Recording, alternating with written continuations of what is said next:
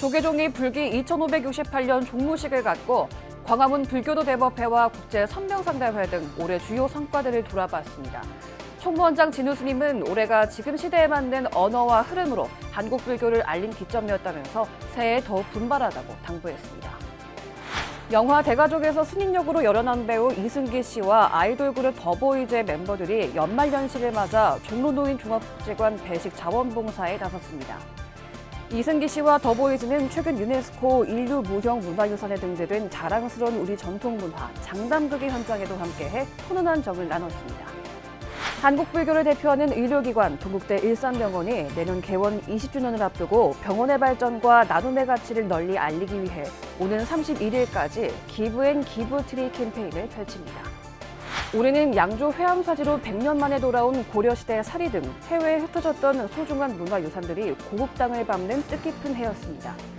갑진년 한 해를 돌아보는 연말 기획 리포트, 올해 있었던 문화재 환수 활동의 성과와 앞으로 남은 과제를 짚어봤습니다. BBS가 만난 사람 순서에서는 전현수 신경정신과 전문의와 함께 대통령 탄핵 정국으로 혼돈스러운 시대, 현대인들의 마음 치료법 등에 대해 이야기를 나눠봅니다. 여러분 안녕하십니까? 12월 28일 토요일 BBS 뉴스입니다. 조계종이 불기 2568년 중앙종무기관과 산하기관 종무식을 갖고 광화문 불교도 대법회와 국제 선명상대회 등 올해 주요 성과들을 돌아보는 것으로 한 해를 마무리했습니다. 총무원장 진우 스님은 송년사를 통해 올해가 지금 시대에 맞는 언어와 흐름으로 한국 불교를 알린 기점이었다면서 불교박람회와 선명상, 유진 스님의 활동 등을 예로 들었습니다. 진우 스님은 또 국립공원 내 사찰이 받던 문화재 관람료를 감면한 이후 나타날 수 있는 부작용이나 추후 비용 문제를 정부와의 협상을 통해 개선하겠다고 말했습니다. 모든 국민들이 우리 불교를 신뢰하고 또 존경하고 그리고 이제 함께 할 수 있는 그러한 이제 불교를 해나가기 위해서 우리 종단이 정말 조금 더 분발을 해야 되지 않을까 생각을 합니다. 이와 함께 제37대 집행부 소속 스님들과 종무원들은 1년 동안의 종단 활동과 성과를 담은 영상을 함께 보며 올해 주요 행사와 성과를 되돌아봤습니다.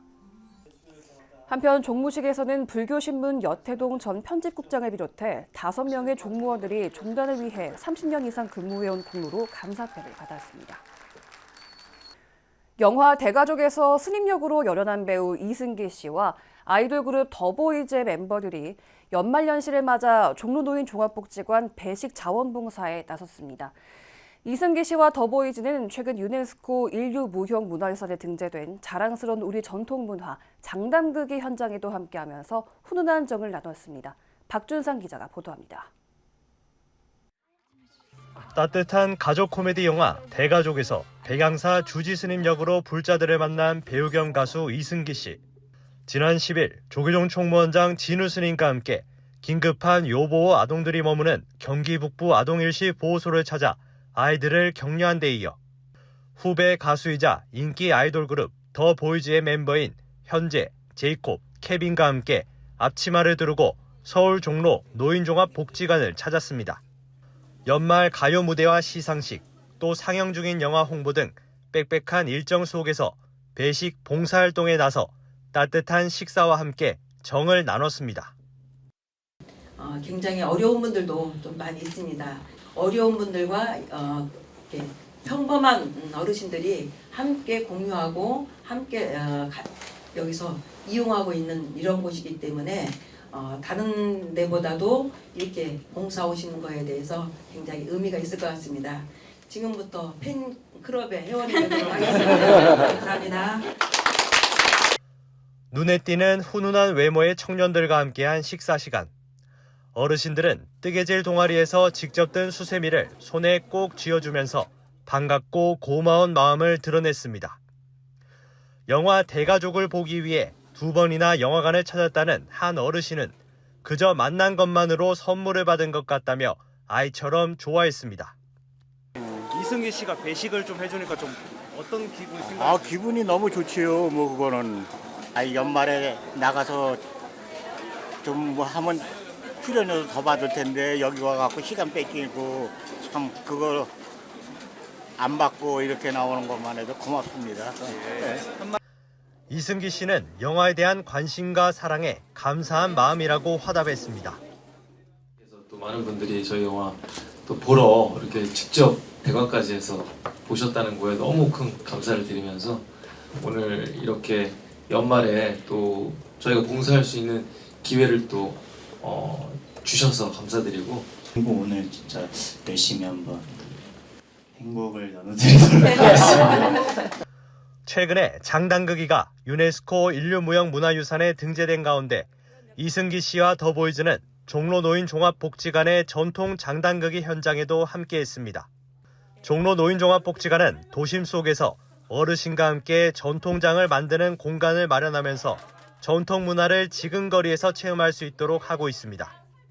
어르신들의 너무 행복한 미소를 보니까 저도 마음이 너무 따뜻해지는 것 같습니다. 네. 몸 건강 잘 챙기시고 새해 복 많이 받으시고 연말에 따뜻하게 지내십시오. 또 오실 건가요? 네, 또 찾아오겠습니다. 내년이던 그 전에던. 네. 영화 대가족으로 찾아온 배우 이승기 씨, 또 유명 아이돌 더보이즈와 함께한 자원봉사는 이웃과 함께하는 자비와 연민으로도 따뜻한 가족과 같은 정을 나눌 수 있음을 알려줬습니다. BBS 뉴스 박준상입니다. 트로트 오디션 프로그램 미스트롯 출신의 불자 가수 배아연 씨가 팬클럽과 함께 연말을 맞아 소외된 이웃들을 위한 연탄 나눔을 펼쳤습니다. 배아연 씨와 팬클럽 아트 회원 5명은 어제 서울 종로구 전법회관에서 조계종 사회복지재단을 통해 연탄 300만 원어치를 기부했습니다. 배 씨는 모두가 행복할 수 있도록 앞으로도 선행을 계속하겠다고 밝혔고, 조계종 사회복지재단 대표이사 묘장 스님은 앞으로도 멈추지 않고 좋은 일을 해주길 바란다고 당부했습니다.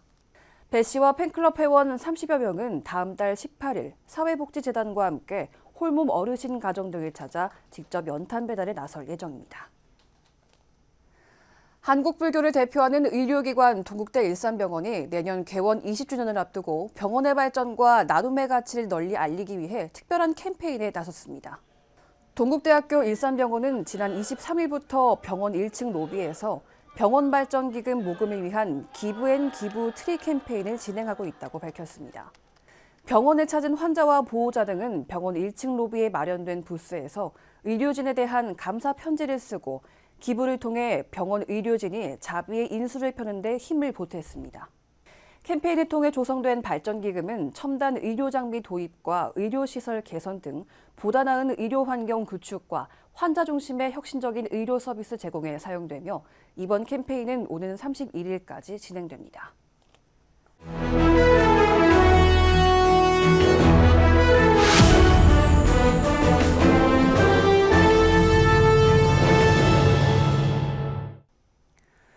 우리는 양주 회암사지로 100년 만에 돌아온 고려시대 사리 등 해외에 흩어졌던 소중한 문화유산들이 고국 땅을 밟는 뜻깊은 해였는데요.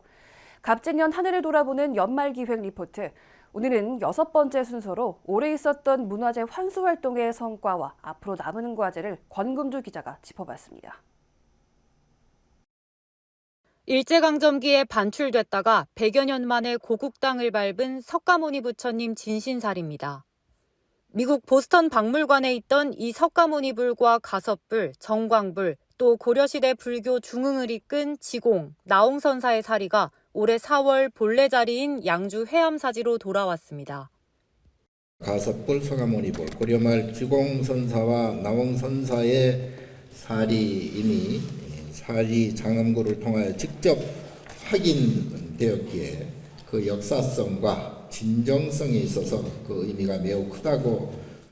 7세기 삼국시대 미술의 최고 걸작, 일명 백제의 미소로 불리는 백제금동 관음보살입상. 마찬가지로 지난 1945년 해방 때쯤 일본인이 가져간 뒤 올해 처음 대여 형태로 국내 관람객들을 만났습니다. 얼굴은 막 소년에서 청년으로 넘어가는 듯한 모습이고, 그런가 하면 뒷모습을 보시게 되면 허리가 잘록하고 국화꽃과 넝쿨로 피어난 나전을 입은 상자, 불교 경전을 담았던 경암도 13세기 불교 신앙을 예술로 표현한 국보급 유물로 경기도 용인 호암미술관에 전시됐습니다. 올해는 이처럼 저마다의 사연으로 해외를 떠돌던 문화재들이 제자리를 찾거나 잠시나마 고향 땅을 밟아 문화유산 환수의 중요성을 되새겼습니다. 그래서 보스턴도 이제 그러한 저희의 사례에 새로운 진전의 시작이라고 보시면 되겠습니다. 여러 가지 방법을 통해서 물론 그것이 불법 반출된 거로 증명이 되는 경우는 그건 찾아와야죠. 그렇죠. 뭐 수단과 방법과 외교적인 노력을 통해서 다 해야 되겠습니다만 그것이 아닌 경우는 거기서 활용할 수 있는 새로운 방안을 모색해야 된다는 거죠. 하지만 여전히 우리 품으로 돌아오지 못한 채 해외를 떠도는 문화유산은 올해 기준으로 약 25만 점이나 됩니다. 일본, 미국 등 모두 29개국에서 돌려받아야 하지만 올해 10월 기준으로 되돌아온 문화유산은 단 4건에 그쳤습니다. 아직 반출 원인도 제대로 파악되지 않은 유산들이 적지 않은 가운데 지난 10월 22대 국회는 국정감사에서 미흡한 문화재 환수 문제를 지적했습니다. 특히 지난 4월 사리는 회암사지로 돌아온 반면 유골과 사리를 담은 사리구는 함께 오지 못한 점을 들어 반쪽짜리 반환이라는 비판이 이어졌습니다.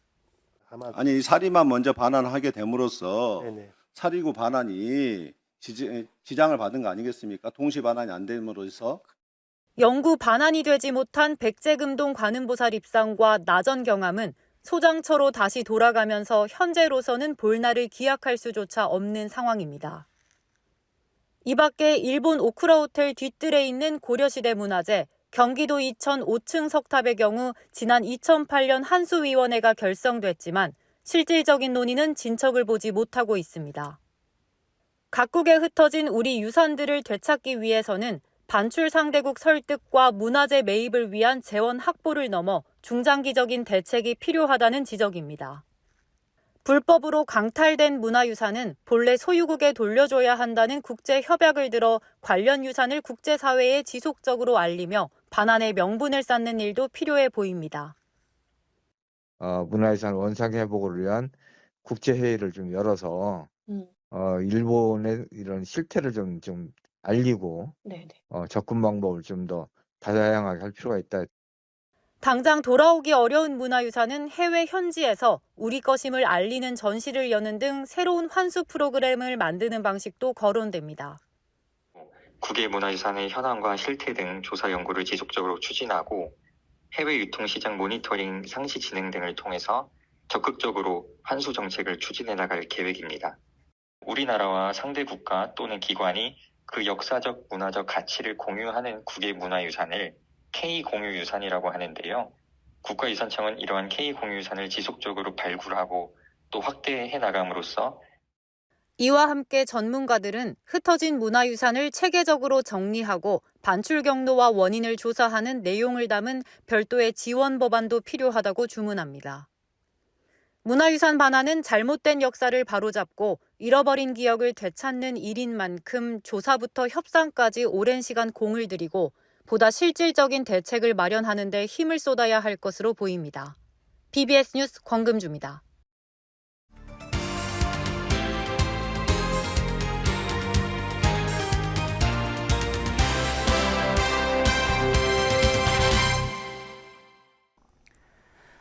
한 해를 마무리하는 시점에서 유난히 무거운 정치 이슈들이 많다 보니 들뜨기 마련인 연말 분위기가 결코 가볍지만은 않습니다. 특히 계엄의 트라우마, 탄핵의 트라우마가 충돌하는 지점에서 국민 정서를 생각하지 않을 수가 없는데요. BBS가 만난 사람, 오늘은 마음의 무게를 좀 덜어놓고 새해를 맞이하자는 의미에서 전현수 신경정신과 박사를 전영신 기자가 만났습니다. 네, 수행하는 정신과 박사 전현수 박사님 나오셨습니다. 박사님 어서 오십시오. 예, 반갑습니다. 예. 어느덧 올 한 해가 마무리되는 시점인데요. 지난 한 해 참 나라 전체적으로는 다사다난했던 그런 한 해가 아닌가 싶습니다. 박사님의 지난 한 해는 어떠셨습니까?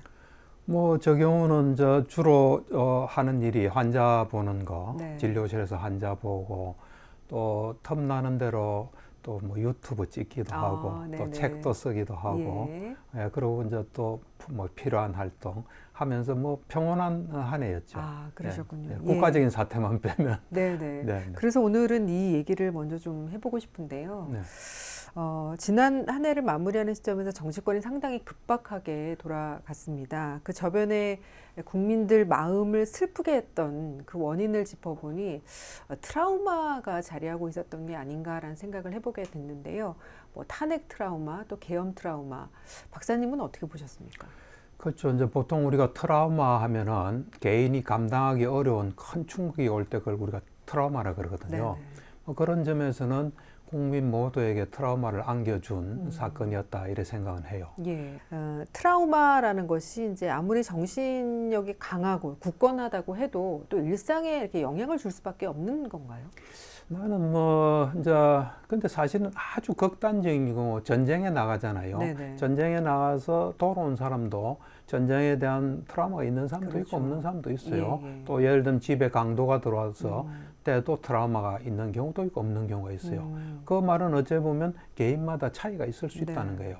그러니까 나는 이래 생각해요. 트라우마라는 거는 결과라 봐요.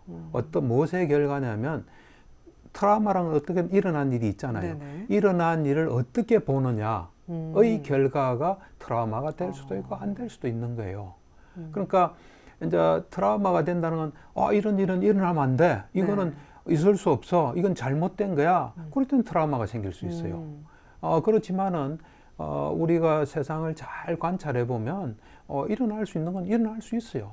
나 혼자 사는 세상이 아니에요. 다른 생각을 가진 사람도 많기 때문에 그럴 때 그거를 통해서 뭔가 세상과 남과 또 자기 자신 거기에 반응하는 나를 잘 보면서 좀 뭔가 발전할 수 있는 내가 좀 넓고 깊어질 수 있는 그리고 미래의 세상을 대비할 수 있는 좋은 뭐 일로 본다면 굳이 트라우마는 필연적이다. 난 그렇게 보진 않아요. 어떻게 보느냐예요. 예. 보느냐의 결과가 어떤 뭐 불안도 될 수 있고 우울도 될 수 있고 트라우마도 될 수 있기 때문에 보는 것을 지혜롭게 본다면 어떤 것도 우리를 괴롭힐 수는 없다고 봐요. 그럼 트라우마를 극복하기 위해서는 생각을 좀 바꿔야 될 필요가 그렇죠. 있는 거군요. 트라우마를 근본적으로 해결하기 위해서는 트라우마로 본 뭐가 있을 거 아니에요. 그죠?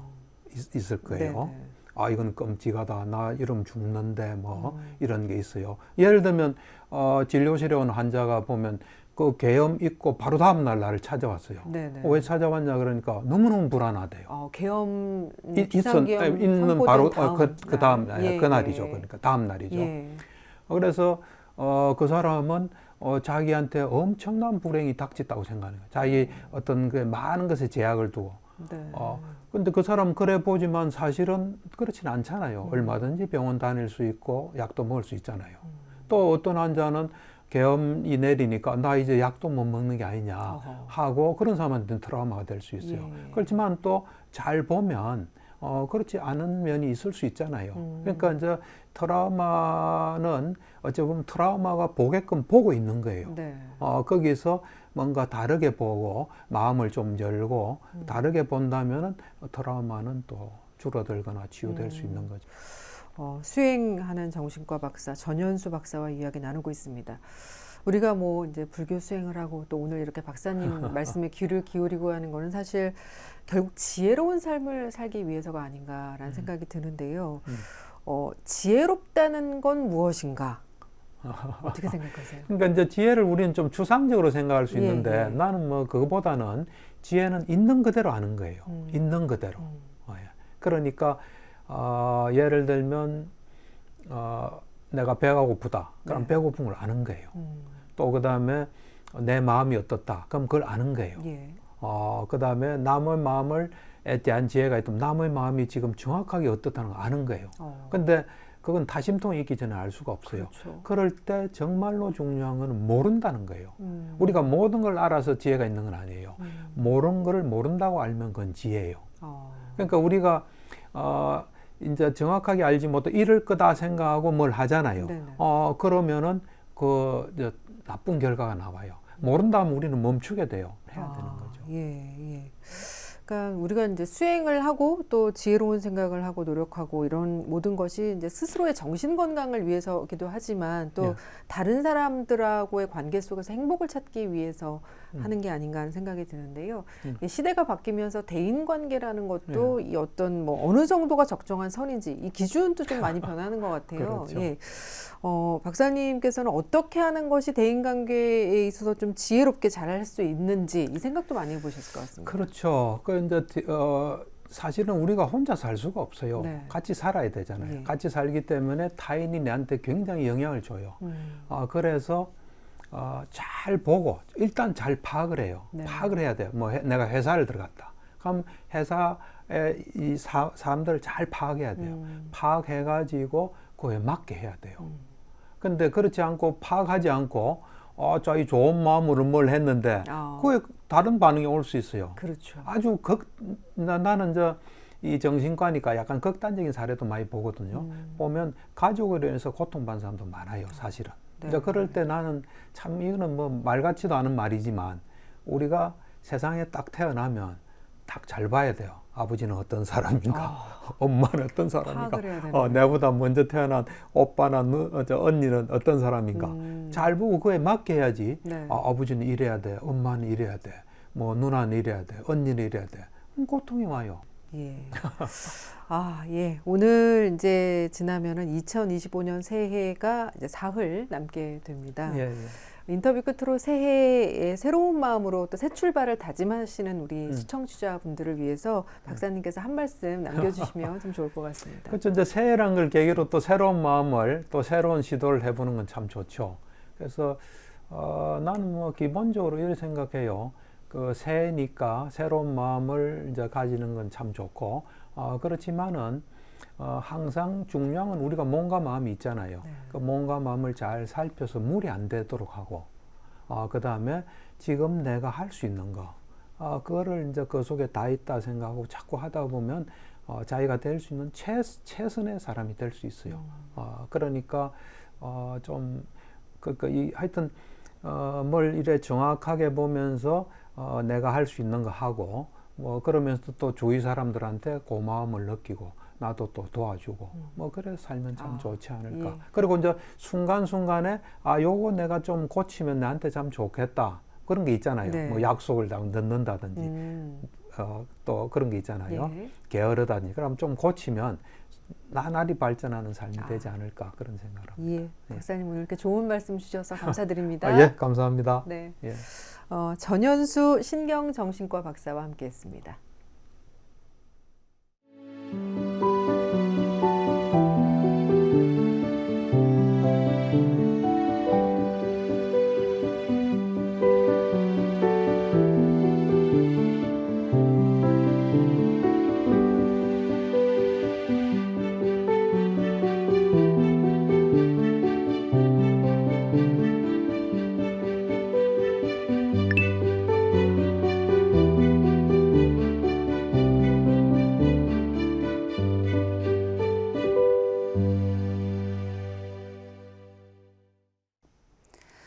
해마다 연말이면 어려운 이웃과 소외된 이들을 돌아보는 개인이나 단체들의 훈훈한 미담이 언론 등을 통해 전해지는데요.